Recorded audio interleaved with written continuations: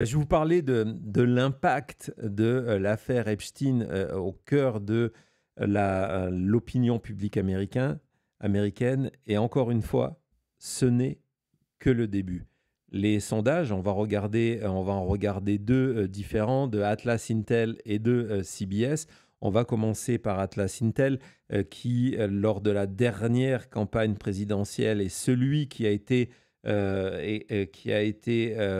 classé numéro un à égalité avec celui du New York Times. Et c'est là que vous voyez que vous avez 37%, 37,% des Américains qui considèrent que l'affaire Epstein est très importante.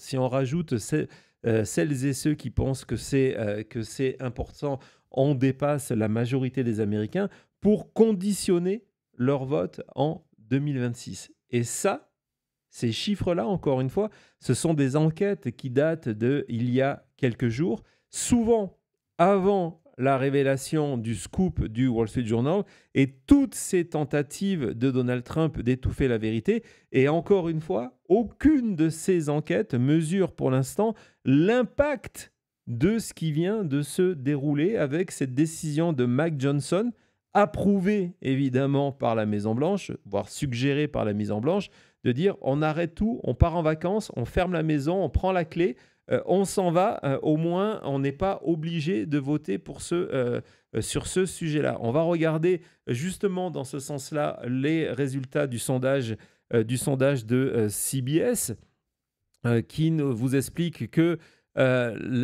si on leur demande pour évaluer la présidence de Donald Trump, donc pour savoir si Donald Trump est un bon président ou pas, vous avez 36% des Américains qui considèrent que c'est beaucoup et que c'est vraiment très important, et 33 un petit peu important. Mais donc ça veut dire qu'ils considèrent que c'est important. On voit qu'il n'y a que 31% des Américains, un tout petit tiers, qui vous explique que c'est pas important l'affaire Epstein, et vous voyez que c'est 54% des républicains. Mais ce 54% des républicains, c'est un chiffre extrêmement inquiétant pour Donald Trump, parce que d'habitude, quel que soit le sujet, il a un taux d'adhésion chez les républicains, d'ailleurs il s'en vante très souvent, de 80, 85, 90, 95%. C'est le premier sujet où il perd la moitié des républicains. Et dans le cadre d'élections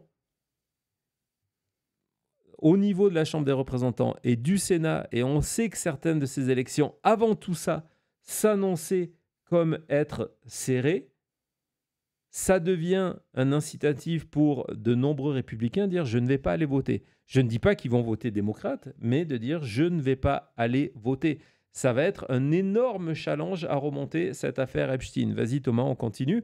On voit que si on demande par parti, si on leur demande s'ils sont satisfaits de la manière dont l'administration Trump gère l'affaire Epstein, encore une fois, tout ça, ce sondage a été fait en fin de semaine dernière, donc avant tous les rebondissements sur cette affaire-là. On voit que, évidemment, du côté démocrate, on ne l'est pas. Donc d'un coup, c'est un thème, je vous l'ai dit, qui vient de réveiller les démocrates qui étaient encore, pour certains, KO suite à la défaite de Kamala Harris. Vous avez les indépendants. Personne gagne une élection sans le vote indépendant. Personne. Vous avez 83% des indépendants qui ne sont pas satisfaits dans la manière de l'administration. Trump gère ça. Et puis vous avez la moitié des républicains. C'est énorme ça. Même un sur deux des républicains ne soient pas contents. C'est énorme. Je ne pensais pas qu'il allait y avoir ça. Vraiment, un sur deux se disent non, ce n'est pas satisfaisant. Oui, qu'ils disent à un média quand le média appelle. C'est ça aussi la différence qu'on disait. C'est il y en a combien qui ont trop honte de dire oui, je me suis trompé. Et donc, quand on voit ces chiffres, il y avait un autre sondage où on voyait qu'il y avait un tiers des républicains qui avaient dit j'ai pas assez d'informations ou j'ai pas d'opinion. Ouais. Quand tu sais que entre tout ce qui se passe sur les réseaux sociaux, la télé et tout ça, c'est impossible d'éviter le sujet. Et c'est impossible de ne pas avoir un avis sur le sujet. Donc, je crois qu'on est vraiment... Il refusait de critiquer Trump. Exactement. Non, tu fais bien de le rappeler. C'est là qu'on voit la profondeur la rupture, cette espèce de fossé énorme entre Donald Trump, qui se protège le Deep State, c'est le cas de le dire, et qui, du coup, n'arrive pas à réconcilier sa base. C'est très, très bon, Cyril. Tu sais quoi? Tu rentres en contact avec Cody, et puis Merci on d'avoir répondu. t'enverra un sticker, quelque chose comme ça. On a un dernier sondage qui, là, on est au sein du Parti républicain, j'ai vraiment adoré cette partie-là, avec cette différenciation entre les républicains qui ne sont pas MAGA et ceux qui sont MAGA.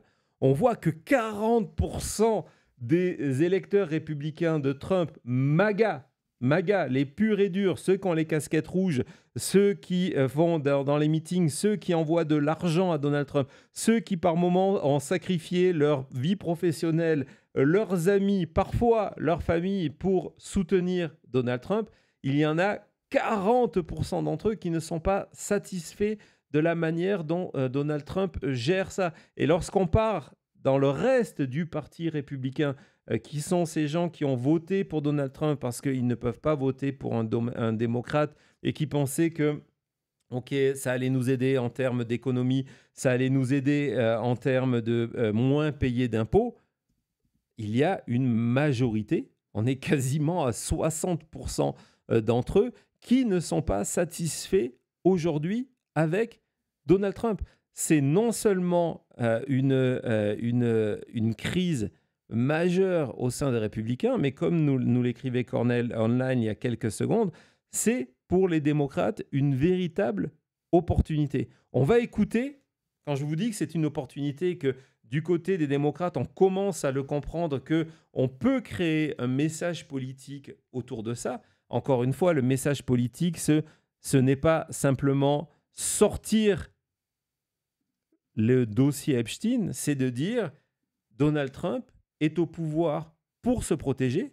Nous, on vous a dit tout au long de la campagne que de toute façon, Donald Trump avait deux choix, avec deux options pendant la campagne. C'était soit la Maison-Blanche, soit la prison. Donc, on est complètement dans cette idée que Donald Trump est là pour se protéger. Et pour protéger, allez voir l'émission qu'on a fait dimanche avec toute l'histoire au niveau de Leon Black, qui a payé 65 millions de dollars lors d'une plainte pour qu'on ne sorte pas le fait qu'il a l'argent qu'il versait à Epstein a servi à financer l'île de Epstein, en sachant que Leon Black, son fils, fait partie de l'administration Trump et que lui-même, c'est un soutien de Trump, c'est un milliardaire américain. Vous voyez, il y a cette dimension-là. Et quand je vous dis que tout le monde en parle, et pour l'instant, on ne l'avait pas entendu cette affaire-là, on a même Bernie Sanders. Vas-y, Thomas. She was married. It's huge news. Thanks very much for joining me. Let me be frank. I have no idea what is in the Epstein files, who is in the Epstein files, or whether or not these files actually even exist. But this I do know. Jeffrey Epstein was an extremely wealthy guy who hung out with some of the wealthiest and most powerful people in our country and the world, including Bill Clinton, Prince Andrew, multiple billionaires, and Donald Trump. And this I also know. During his presidential campaign, Donald Trump said very clearly that he would release the Epstein files. My response, Mr. President, do it. Do what you promised the American people you would do, and stop trying to deflect attention away from what you promised. Be transparent the way you promised you would be. Tell the truth like you promised. Because hiding whatever he's hiding with the Epstein files is not the first time, to say the least, that he has lied to the American people. He promised that his big, beautiful bill wouldn't touch Medicaid. Instead, the bill is going to take away Medicaid from 17 million Americans. Alors, vous voyez, c'est une approche complètement différente et très intéressante. C'est d'utiliser, en fait, l'affaire Epstein comme une espèce d'hameçon, de dire voilà, on accroche, c'est notre appât. On accroche en disant il ne dit pas la vérité alors qu'il a toujours dit qu'il allait rendre public ces documents-là. C'est parce qu'il protège cette classe, ces oligarches, en fait, si vous voulez, et qu'en plus, il dit, de toute façon, il ment. Hein. Tout le monde est persuadé, on a vu les chiffres même du côté républicain, il ment, et c'est pas la première fois qu'il a menti au peuple américain. Vous voyez, par exemple, lorsqu'il a fait passer sa loi sur son budget, le One Big Beautiful Bill, il a dit à tout le monde qu'il n'allait pas toucher au niveau de l'assurance santé des Américains. Dans la réalité, il y a 17 millions d'Américains qui vont perdre leur assurance santé. Et c'est une vidéo, vous pouvez aller le voir, elle est sur son compte Twitter, qui dure 3 minutes, où à chaque fois, il va prendre des exemples de promesses non tenues économiques, sociales de Donald Trump, et en disant, en fait, ça nous renvoie à ce dossier Epstein. Vous ne dites pas la vérité sur Epstein, vous mentez sur le reste. Et là, vous avez quand même un thème de campagne qui est, je trouve, extrêmement intéressant. Et tout ça, c'est avant la décision de la Chambre des représentants et ce qui s'est passé depuis la sortie du scoop du Wall Street Journal. On vous l'a raconté, on l'a fait ensemble, on est passé à travers sa plainte déposée par son avocat qui est un spécialiste des droits commerciaux et entre autres des franchises McDonald's. Et non, mais c'est vrai, c'est même pas une blague. Et non, vraiment, allez voir l'émission. On est passé à travers ce texte de loi pour vous démontrer que c'était tout et n'importe quoi. C'était juste une manière, encore une fois, d'occuper le terrain en disant « Regardez, je demande 2 fois 10 milliards de dollars parce que ce que l'on dit sur moi, c'est complètement faux. » Je vous ai expliqué, allez revoir cette émission, pourquoi cette affaire, au mieux, allait être rejetée par le juge, au pire, entraînerait Donald Trump à être obligé de témoigner dans le cadre des dépositions d'avant-procès, le processus de discovery sur son amitié avec Epstein, ce qu'il ne veut absolument pas faire. La dernière fois qu'il a suivi ce processus de discovery, c'était dans l'affaire E. Jean Carroll, et il a tellement dit de bêtises, il a tellement fait d'erreurs qu'il a été condamné à payer 85 millions de dollars d'amende. Hein, il faut le savoir. Donc, il n'en a absolument aucun intérêt. On a appris qu'un juge, parce que je vous avais raconté, ça se passe par tirage au sort, ça a été déposé à Miami et on s'est dit, est-ce que c'est une erreur de la part de l'avocat de Trump parce que peut-être il souhaitait comme ça arriver à ce que la juge Cannon s'occupe de ce dossier-là, ce qui était très compliqué, la manière dont ça a été déposé. Ce n'était pas une impossibilité, mais c'était extrêmement compliqué. Le juge a été nommé, on va le voir. Le prénom, c'est Darren Gaines, c'est ça? Darren Gales. Ouais, Darren Gales. Darren Gales, donc c'est le juge qui va s'occuper de la plainte de Donald Trump. C'est un juge qui a été nommé par Obama et qui a une spécificité. Il a été le premier juge fédéral noir ouvertement homosexuel. C'est quelqu'un qui a fait son coming out publiquement, qui a servi d'exemple, etc. etc.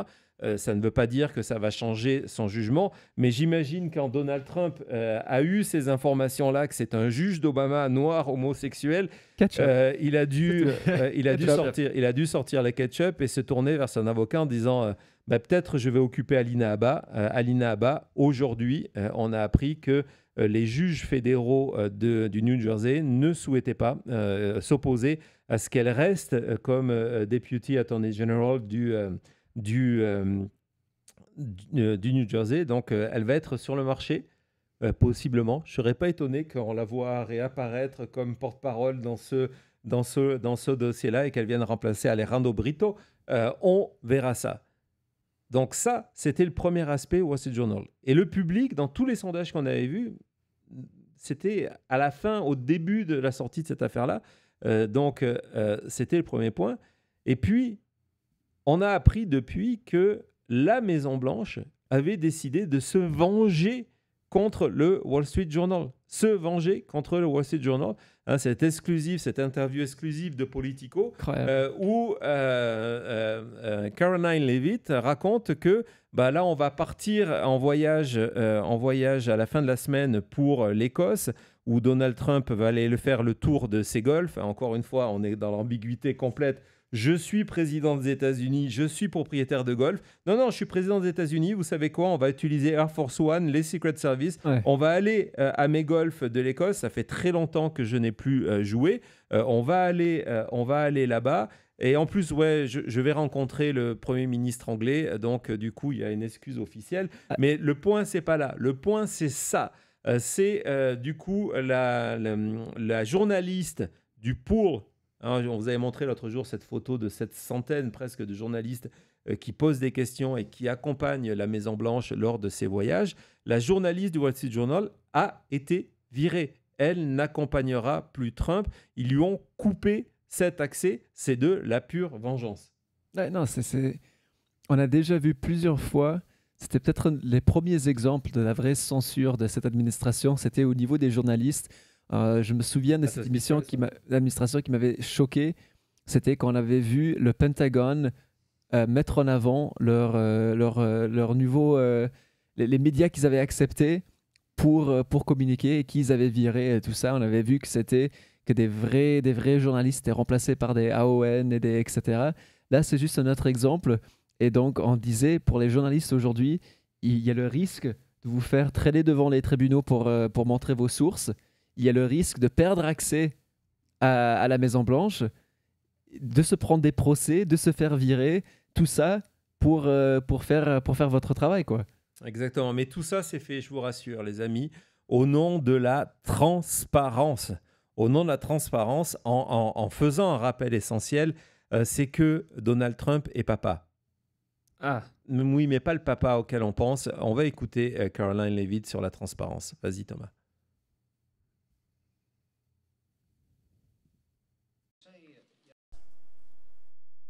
So at 6 months, the president is also experiencing some pushback from members of his own MAGA base, especially on the matter of the Jeffrey Epstein files. Is the president satisfied that his own supporters are not heeding his call to let it go and to move on? I know the president would reject that, Kelly. The president is the creator and the leader of the Make America Great Again movement. It's his baby that he made, and he knows what his supporters want. It's transparency, and he has given them that on all accounts when it comes to everything this administration has done, especially when it just comes to the president himself. Transparency on all accounts, she says. Voilà, donc droit dans les yeux, droit dans ses bottes, Caroline Leavitt explique que, en fait, que Donald Trump est le papa du mouvement MAGA.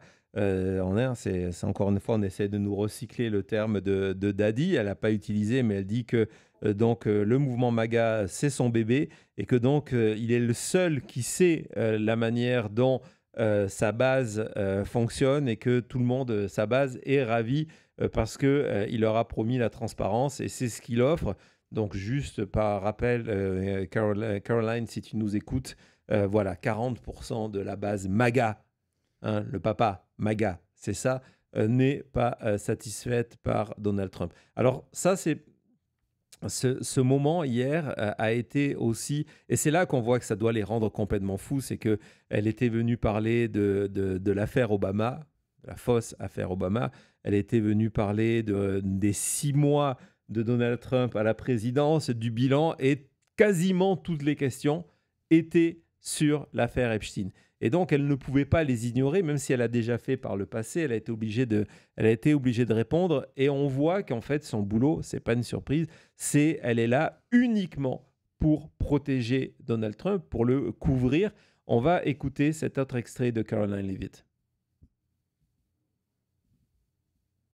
The president just ordered the FBI to release the full Epstein files, just get it all out there. The president has said if the Department of Justice and the FBI want to move forward with releasing any further credible evidence, they should do so. As to why they have or have not or will, you should ask the FBI about that. Go ahead.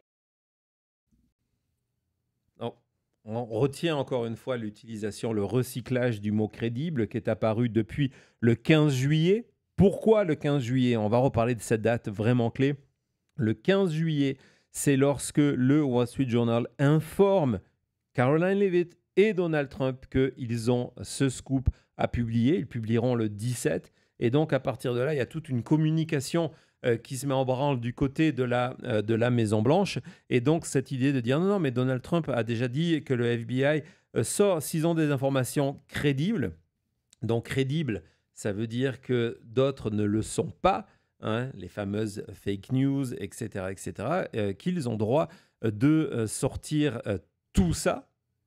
Et puis, évidemment, la nouvelle petite astuce de Caroline Leavitt, ah mais moi je ne suis pas au courant, elle est quand même la porte-parole du président des États-Unis, je ne suis pas au courant, il faudrait que vous alliez vérifier avec le FBI. Oui, mais le FBI ne répond pas à nos réponses. Ouais, non, mais allez vérifier avec eux quand même. On va voir un deuxième extrait où elle est partie dans la même logique.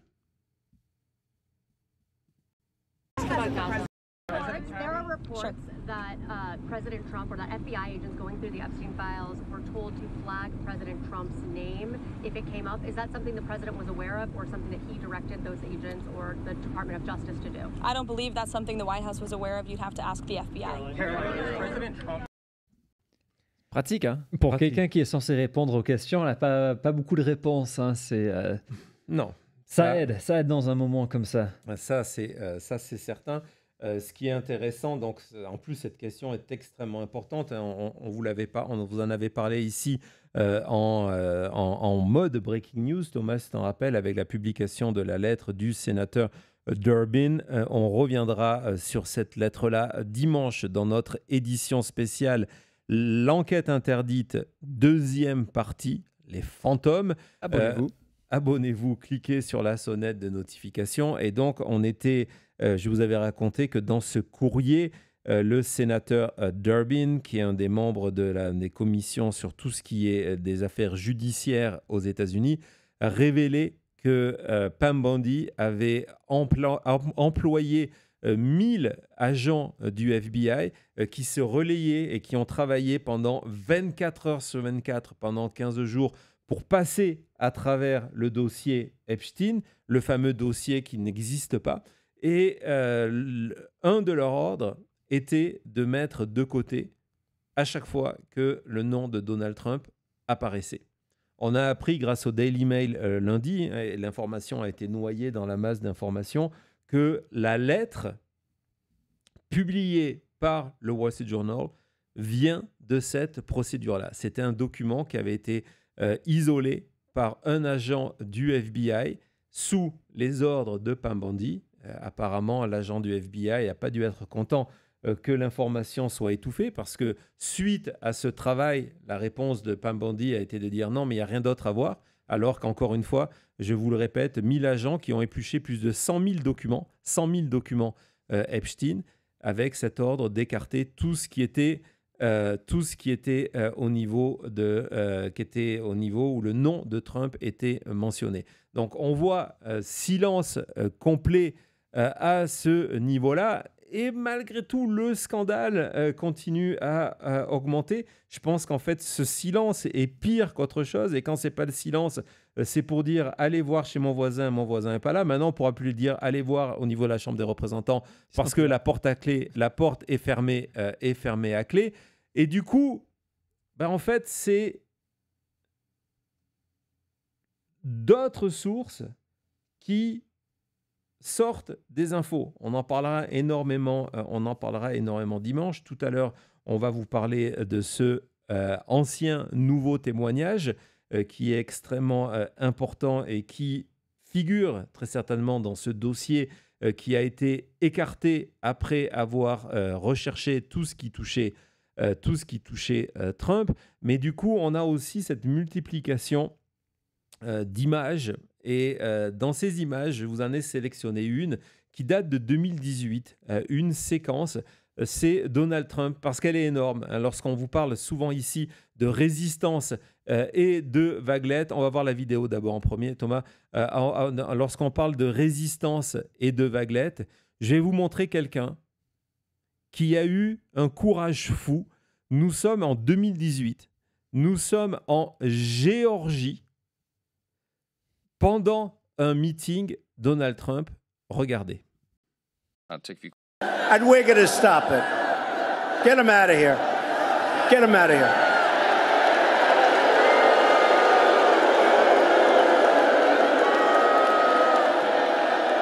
Go home to your mom, darling.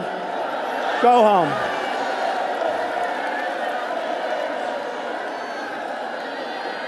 Get him out of here. Out.